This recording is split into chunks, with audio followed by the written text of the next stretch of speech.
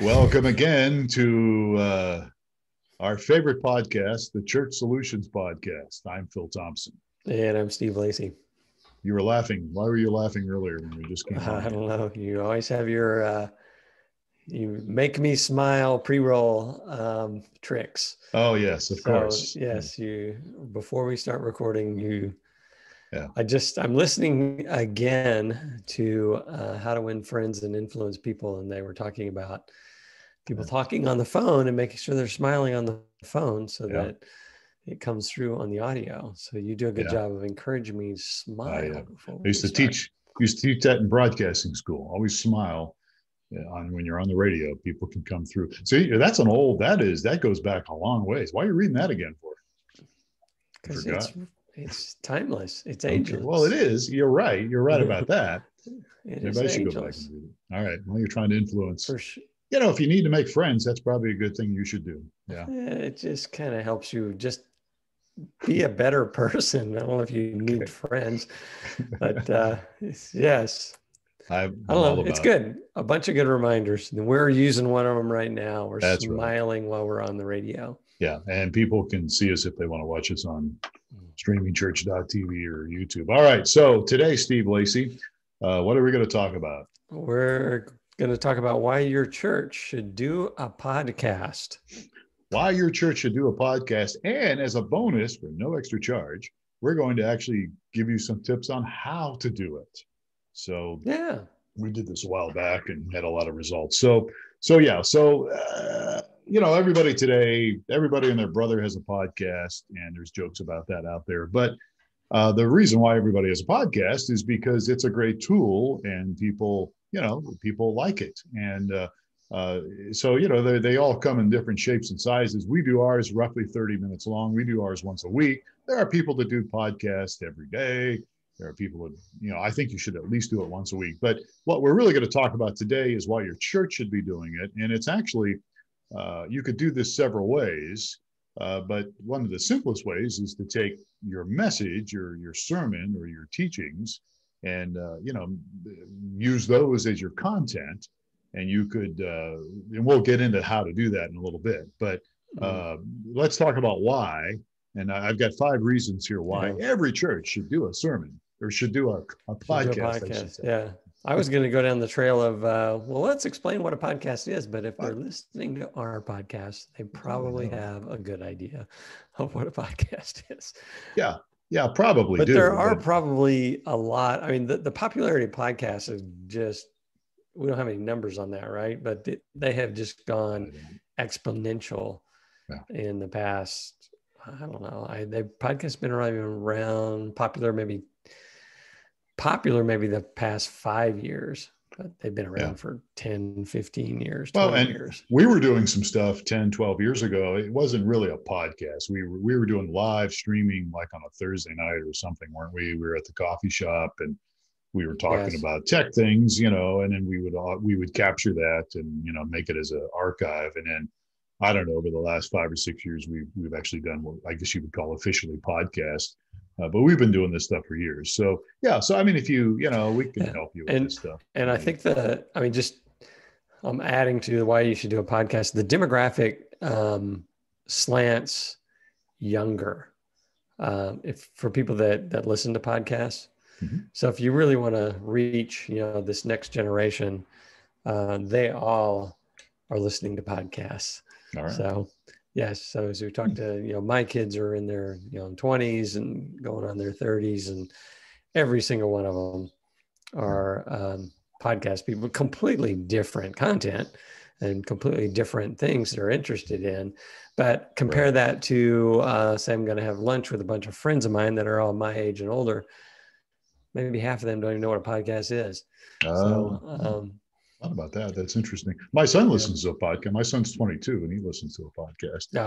I think I haven't dug the stats, but I would think it definitely slants. I mean, that, if you're under 30, I would say, I don't know, 80% of everybody listens to podcasts. I don't know. Huh? So anyway, okay. There's a freebie. There you go. You should do a podcast. You want to reach the younger generation, then podcasts are where it's at. Well, that's a good point. So We'll quickly run through some of these, and we'll talk a little bit about kind of the how-tos. But the no-brainer is doing a podcast. Why you should do a podcast, and why your church should do one specifically, is you can make your messages worldwide. I mean, we talk about this for streaming video all the time because that's what we do for a living. But you can convert your sermons into podcasts, and you can make it worldwide, and you can reach people literally all over the world. And we'll talk a little bit about how you can do that. But it's a great opportunity to do something like that. So that's one reason. It gets your message out there, gets the word out.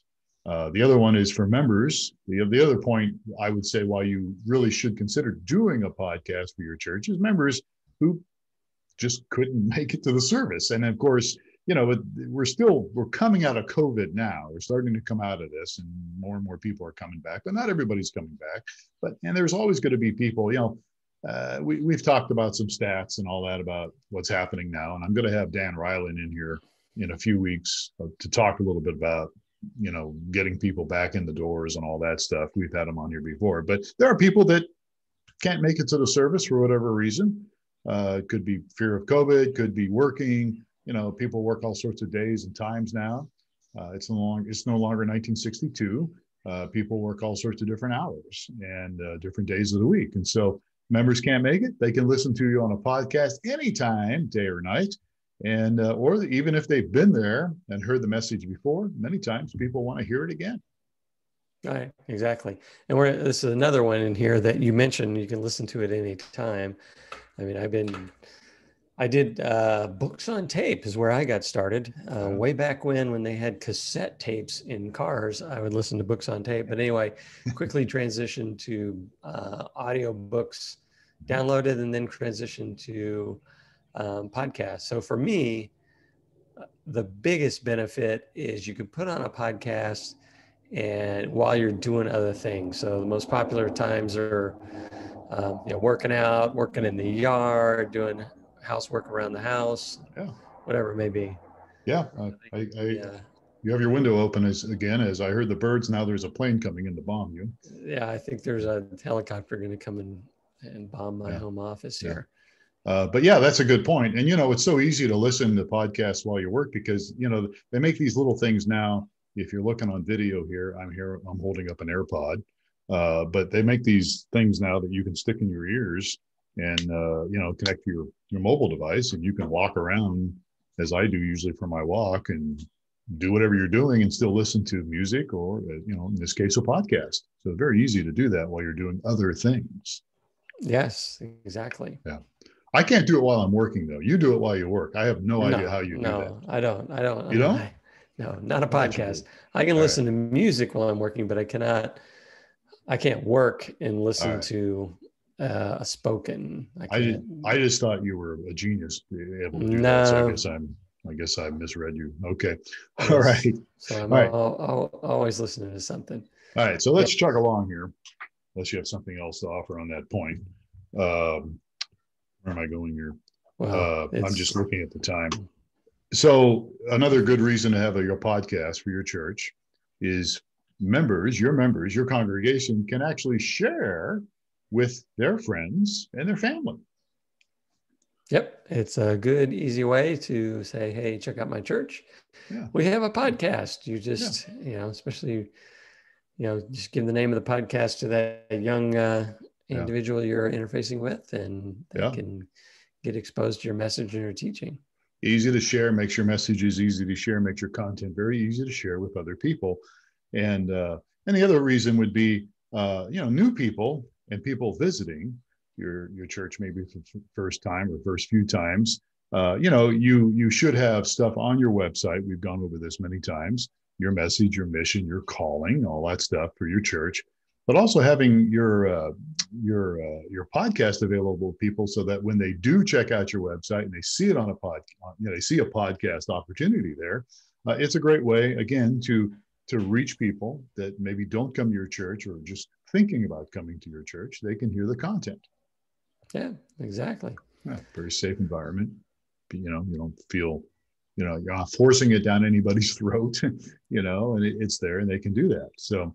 And then the other thing too, and stop me if I'm moving too fast here, Steve. No, we're but good. the other thing is, it really kind of gives you the ability to create what I guess I would call permanent and always accessible archives of the things of your church's messages, of your sermons and other material. It's there. It shouldn't go anywhere, unless you got a really poor company that hosts it or something. So it's always going to be accessible. It's always going to be there. And, messages can still be relevant. There are certain topics that are still relevant, just like you were saying at the very beginning of this podcast, the book, How to Win Friends and Influence Your Enemies, or whatever it's called. It's very relevant, even though it was written, 30 years ago, 40 years ago now? How long ago was it More written? like almost 100 years ago. Was it written? No, it wasn't written 100 years ago. Well, it was Isn't written. that Norman Vincent Peale? Who wrote that? Norman Vincent Peale, right? Dale Carnegie. Dale Carnegie, that's the guy. Yes. So yes, Dale years Carnegie. I don't know. All right, we'll Google it. We'll Google it. They're probably not 100 years old, but maybe 80 50, years 50, old. 60. All right. But anyhow, my point is that, you can put certain messages out there that are very relevant for decades to come, and it can be accessible there, and it's basically permanent. So those are some reasons. I gave you 5. Steve gave you 1 more or 2 more. Really good, something you should consider. And this isn't really a reason, but I guess it might be called a reason. It's really pretty easy to do.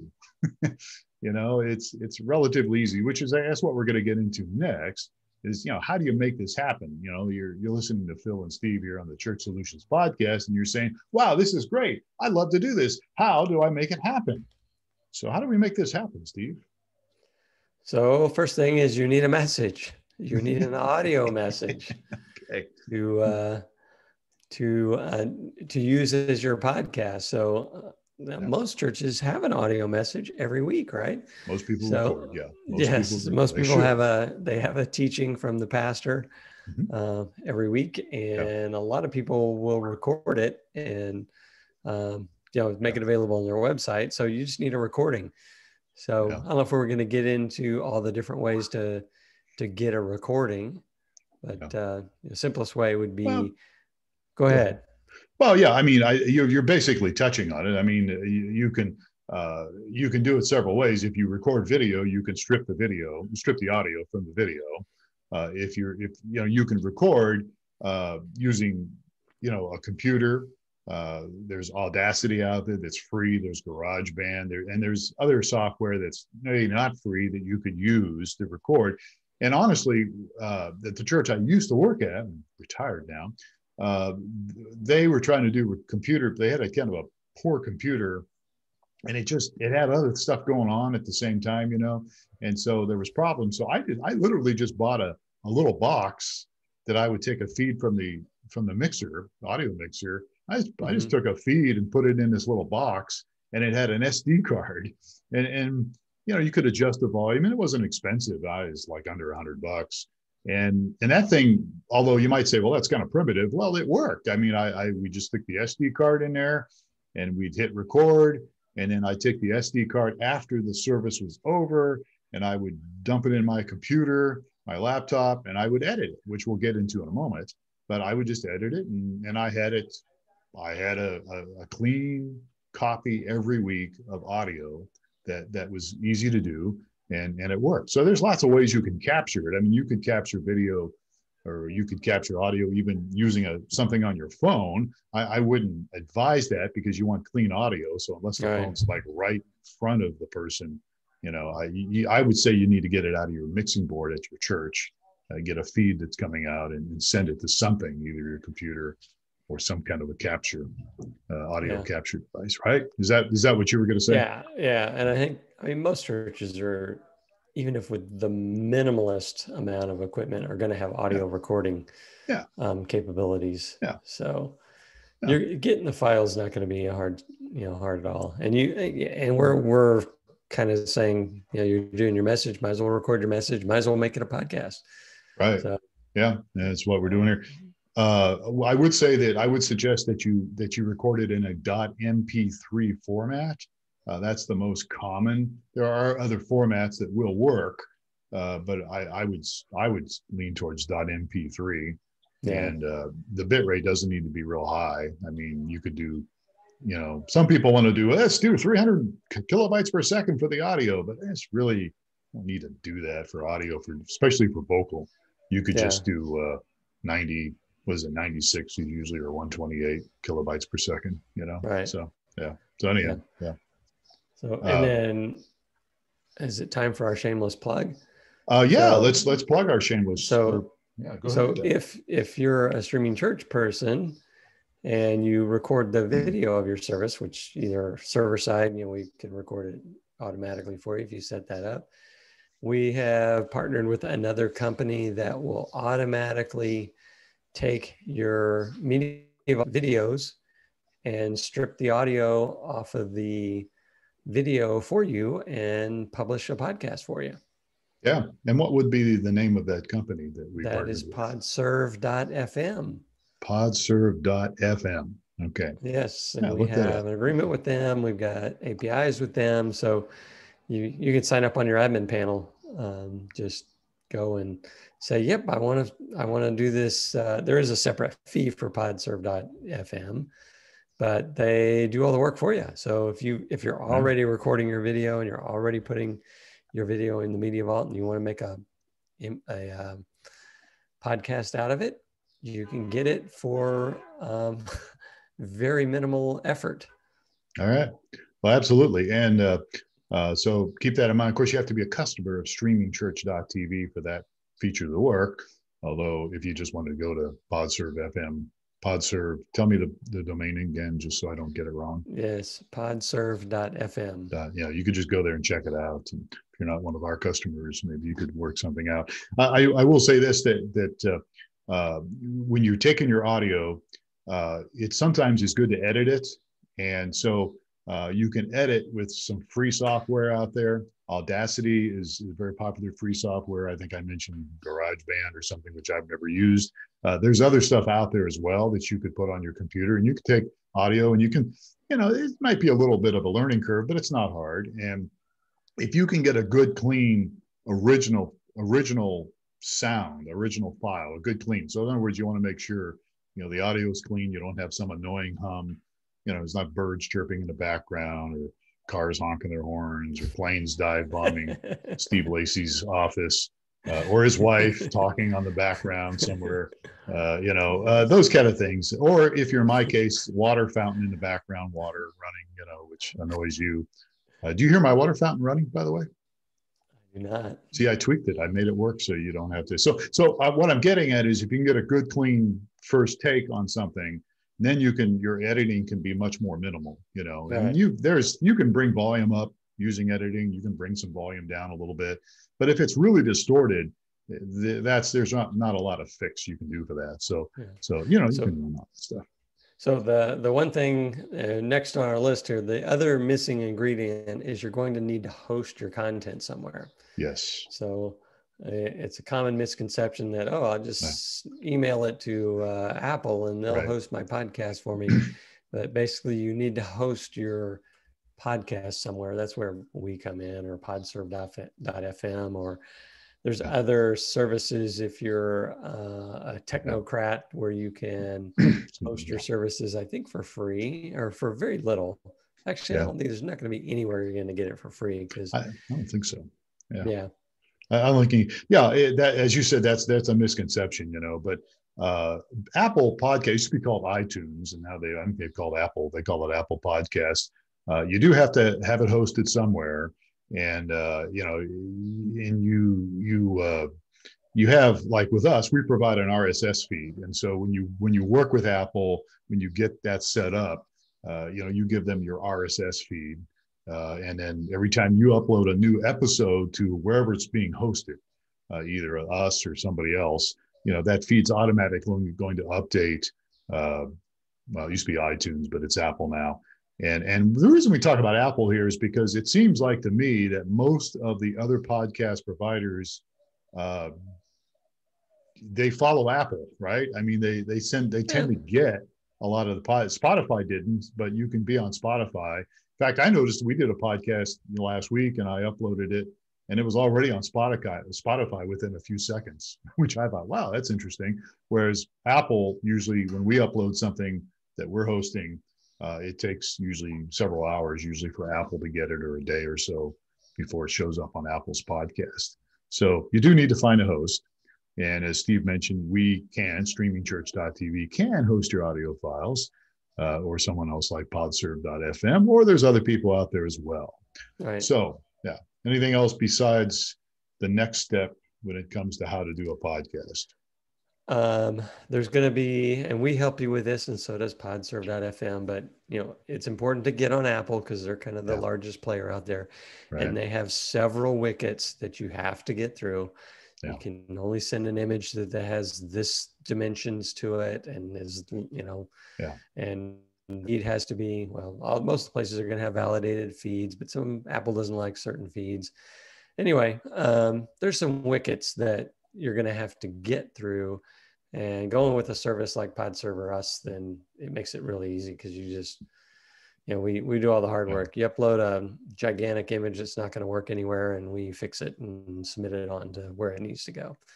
So, yeah. So a good reason to use us or something else. So then the next step is, after you've done all this stuff and you've got your little podcast going, you really need to promote your podcast, because, as we said, it gives you an opportunity to be global.